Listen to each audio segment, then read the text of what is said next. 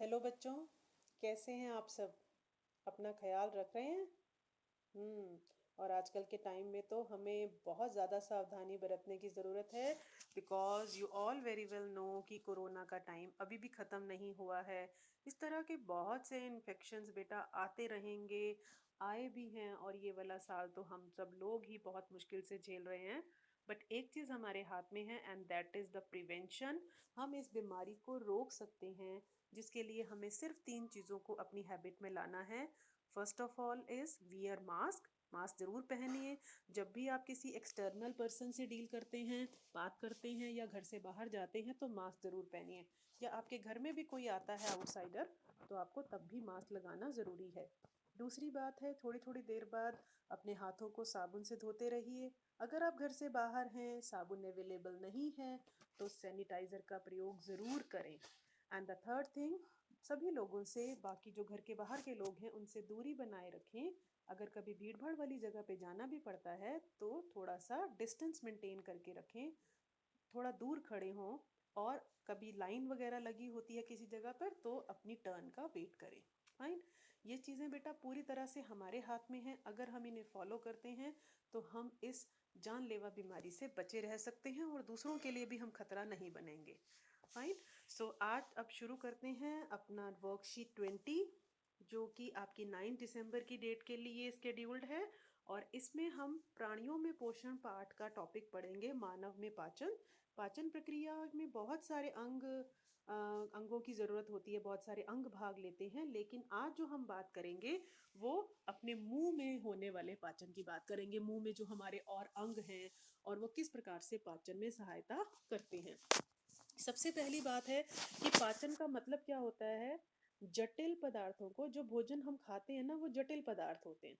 तो इन जटिल पदार्थों को सरल पदार्थों में बदलना, ताकि हमारा शरीर उन्हें इस्तेमाल कर पाए, इसी को पाचन कहते हैं। और जैसे वर्कशीट हमेशा एक क्वेश्चन से शुरू होती है, तो यहाँ भी एक प्रश्न है। एक सिचुएशन है कि राजू विद्यालय के लिए तैयार हो रहा है। वो बहुत तेजी से अपना नाश्ता बिल्कुल ऐसे निगलता जा रहा है, बिना चबाए ठीक से। तो उसकी माँ उसे अपना भोजन निगलने से पहले चबाने को कहती है। क्या आप सोच सकते हैं कि वो ऐसा क्यों कह रही हैं? क्यों चबाना चाहिए हमें भोजन? निगलना मतलब उसे अंदर ले जाना। जैसे कि भोजन नली में जाएगा, फिर अमाशय में जाएगा, वहां भी भोजन का पाचन होगा। पर वहां भेजने से पहले हमें उसको ठीक से चबाना क्यों चाहिए? जरा जब तक आप इसका आंसर सोचिए, और हम अपनी वर्कशीट को आगे बढ़ाते हैं। बात की जा रही है कि भोजन का अंतःग्रहण, मतलब अंतःग्रहण का यहाँ मीनिंग है कि भोजन को शरीर के अंदर, शरीर, भोजन का जो प्रवेश द्वार है वो मुख है, हमारा मुंह है। सो भोजन को अंदर लेने की प्रक्रिया अंतःग्रहण कहलाती है, जो कि मुंह द्वारा शुरू होता है। अब दांतों की मदद से ये छोटे छोटे टुकड़ों में तोड़ दिया जाता है, पीस दिया जाता है। इस प्रकार भोजन का पाचन भी आसान हो जाता है, और अंतःग्रहण मतलब अंदर वाले अंगों तक ले जाना भी आसान हो जाता है। हमारे दांत जो हैं, वो उनकी आकृतियां और उनके कार्य, आकृति के आकृतियां भी जो हैं वो कार्य के अनुसार होती हैं, अलग अलग होती हैं। तो हमारे 4 प्रकार के दांत हैं। सबसे पहले हैं कृतंक। कृतंक जो हैं, ये कर्तन और दंशन, मतलब कि कटिंग करते हैं। ये कटिंग, और क्या कहना चाहिए, कटिंग मतलब कि उसको ब्रेक डाउन करते हैं छोटे छोटे पीसेस में। तो यहाँ थोड़े से शब्द आप लोगों के लिए मुश्किल हो जाते हैं, तो आप इंग्लिश शब्दों का भी इस्तेमाल कर सकते हैं कि वो दांत भोजन की फूड पार्टिकल्स की कटिंग करते हैं। दूसरे हैं रदनक। ये चीरने और फाड़ने का काम करते हैं। जैसे आपने देखा है ना, जो जानवर मांस खाते हैं दूसरे जानवरों का, तो कई बार आपने इस तरह के वीडियोस या फोटोज देखी होंगी कि वो कैसे मांस को अपने नाखूनों से, अपने दांतों से चीरते और फाड़ते हैं। तो इसी प्रकार से हमारे भी जो ये दांत हैं, वो इस तरह के भोजन को काटने में मदद करते हैं, जो थोड़ा सा हार्ड होता है। उसको चीरना, उसको फाड़ना, उसकी लेयर्स उतारना। एंड तीसरे हैं अग्रचर अग्रचर्वणक।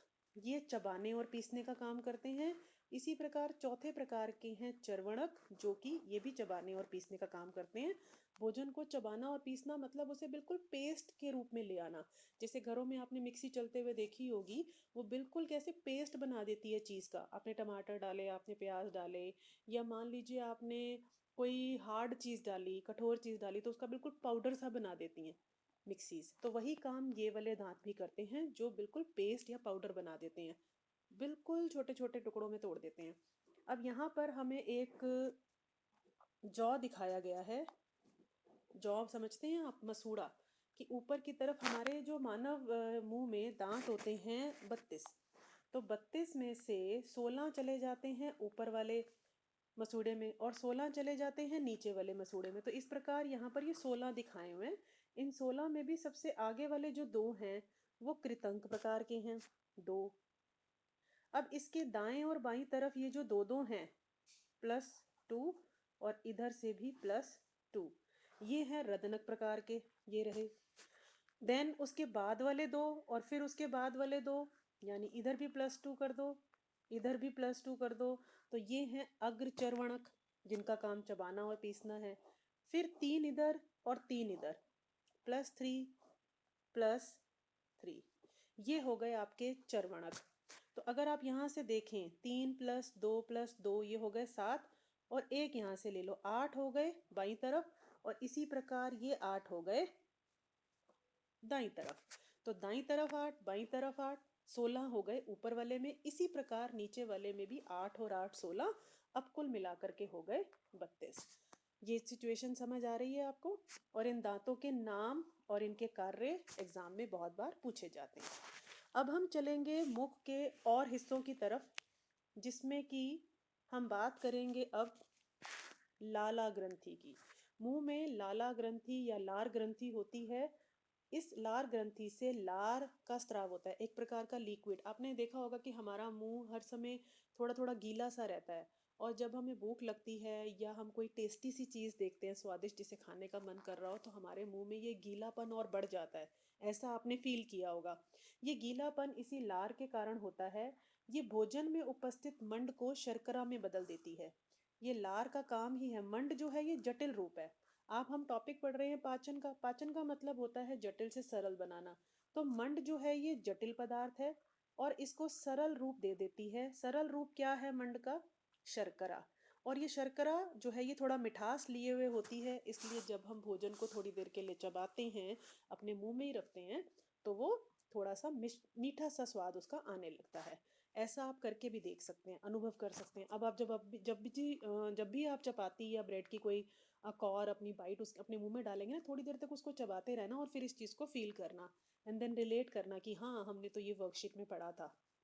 And then next organ, next अंग है आपका जो हमारे मुख में पाया जाता है, वो है जीभ।